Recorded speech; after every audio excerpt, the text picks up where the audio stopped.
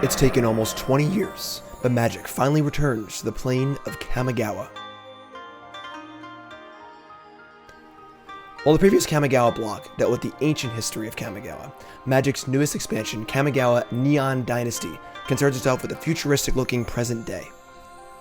It's kind of funny because at the time, I was there, Gandalf.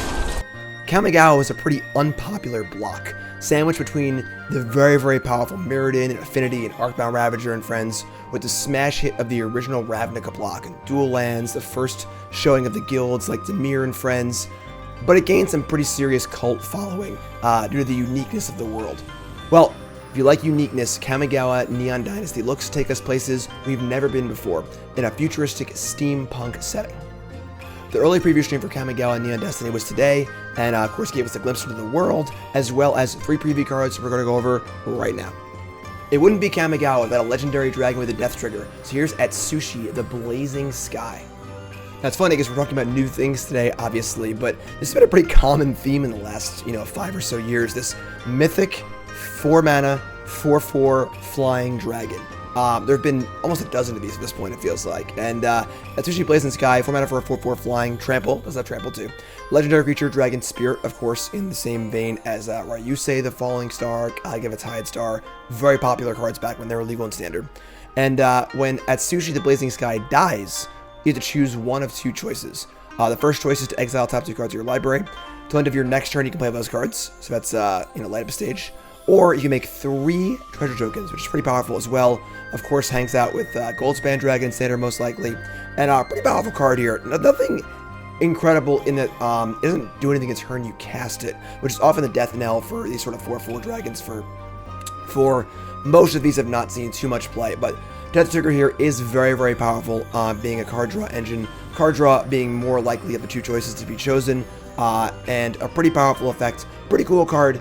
And it also has the same effect as the old Kamigawa dragons, where the old double dragon. So of course you can legend rule your own dragon to get the effect. So if you draw a second Atsushi, you can just play it, and it's sort of like a 4-mana light up stage, rather than a totally dead card. So the Death Trigger here kind of makes a unique way to use legendary typing as kind of an advantage and a disadvantage. So cool card, definitely stoked to see the full cycle of these. The old dragons were almost all playable in standard except for Jugan, but whatever.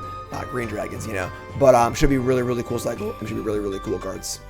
Up next is a new version of the star of everyone's favorite meme burn spell, Hidetsu, Devouring Chaos. And we have, I know I said that this is supposed to be like 1,000 years in the future or whatever, but apparently Hidetsu like ate a demon or something. I don't know how it works, but Hidetsu is black now, a black ogre demon, 4/4 legendary creature for 4, which is pretty baseline stats. Pay a black, sacrifice a creature, and scry 2, which is fine, honestly. Obviously, scry 2 is a reasonable effect. Kind of aristocratic decks, things like that could be really cool, sacrificey things. So pretty powerful effect, looks simple but is quite good. Also has the ability, 3 mana, tap to exile the top card of your library. You may play that card this turn. Gotta cast it, of course, with mana. When you exile a non-land card this way, Hidetsu will deal damage equal to the exile's card's mana value to any target, which is very powerful. Get ready to lose this card in Limited and be very sad it's in the Mythic, because this card is ridiculous in Limited. Both drawing cards, providing a good body, and killing things as well. Pretty powerful card. Not really the kind of card that often makes it inconstructed though. Being a 4-mana 4/4 doesn't affect the board the turn you cast it, but the effect is powerful. Again, probably not going to be a huge card to constructed, but absolute limited bomb. Pretty fun card for more casual formats. And just a sweet one. Pretty cool card. And lastly, and perhaps most excitingly, we have our first ever Ninja Planeswalker. I don't even want to try and say it. I'm just going to say it wrong. So, Dimir Planeswalker, 3 mana for a 3 loyalty Planeswalker, and has a very interesting ability. Beginning of your end step, if it came into the battlefield this turn, it phases out. So, of course, phasing, kind of a weird mechanic, basically means it just isn't there until your next turn, will not trigger leaves play abilities, will not trigger enters the battlefield abilities. But what this means is the turn you play this Planeswalker, it's defending itself by simply not being there. A very ninja-esque effect, which is really cool. So, phases out, can't be attacked, you untap, get to safely untap to your next turn with the Planeswalker in play, ready to go. +1 draw a card, and then discard a card if you attack this, unless you attack this turn. That's a really powerful ability. +1 to draw on a 3-mana Planeswalker is absurd. And then the failsafe being, of course, to just discard a card, which is also fine too, isn't that bad either. So very, very powerful plus ability, although more useful in a more creature-y kind of aggressive deck, which is cool, honestly, which is really, really cool. -2, make a ninja, a 1/1 ninja token with this can't be blocked. So obviously those two abilities play very well together. You can play it, make a ninja, say go, it phases out, can't be attacked, untap, attack with the ninja, plus it, draw a card. This is a powerful Planeswalker. Those are 2, 3, I guess, very, very synergistic abilities on a 3-mana Planeswalker. And we know historically 3-mana Planeswalkers are bread and butter, super, super good, always a little better than they look, and this card at face value looks really, really good. So very excited for this one. The ultimate is you get an emblem with whenever a creature you control deals combat damage to a player, search a library for a blue or black creature and put it on the battlefield. So ultimate usually not an important factor when figuring out a card, but kind of a powerful effect as well. So really cool card. Love the flavor of this Ninja Planeswalker popping in, doing something, popping out to not be touched. That's really cool. I'm pumped for this card. I think this card could see play in alternate formats. It could be a possible cube card. Really, really, really cool card. And we finish up today with something that always gets Magic players going.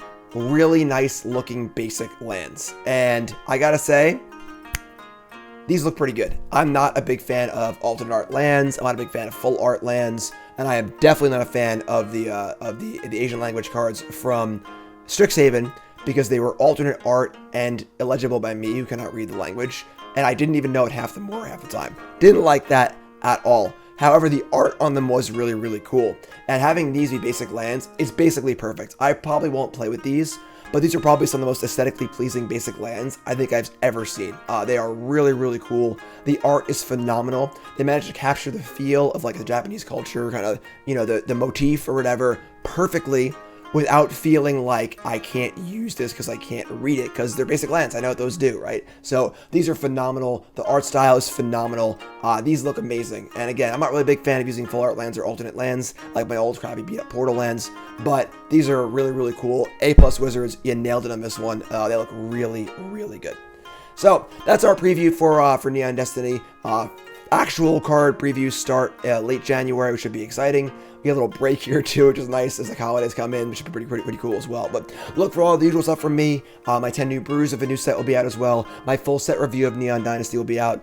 Bronze the Mythic with the new set. Whole bunch of new stuff, should be really, really exciting. Make sure you follow the channel, like, comment, subscribe. Do all the things so you can be on that. My name is Jim. If it's your first time here, how's it going? Hit that subscribe button, all right? And I'll see you fine folks then. Have a great holiday. Also, keep for charity too. Look for that after Christmas. Have a good one, folks, and I'll see you next time.